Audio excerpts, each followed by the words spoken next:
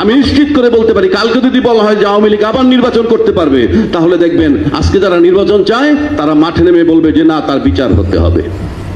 অথচ আজকে তারা বিচার চায় না। সুতরাং আমি বলবো, ফরকটসে আমাকে কেউ ভুল বুঝবেন না।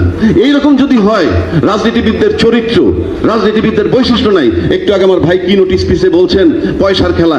ইয়েস, পয়সার খেলা। ভোটাররা টাকা পায়নি বিগত 3 নির্বাচনে, 14, 18, 24-এ। টাকা পেয়েছে কারা? রাজনীতিবিদদের, ব্যবসায়ীদের টাকা নিয়েছে রাজনীতিবিদরা, রাজনীতিবিদদের কাছ থেকে পেয়েছে প্রশাসন। বা শেষ, ফিনিশ।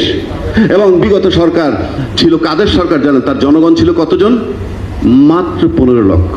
অর্থাৎ প্রজাতন্ত্রের কর্মচারীগুলা ছিল তার জনগণ, এবং তাদেরকে সুবিধা দিয়া ভাইস ভার্সা, আমাকে ক্ষমতায় রাখবি, তোরা দেশ লুটে পুটে খাবি। একটা থানার ওসির সামনে একজন আর্মির ব্রিগেডিয়ার ছিল, চৈতমেশা কদু, আমি দেখেছি।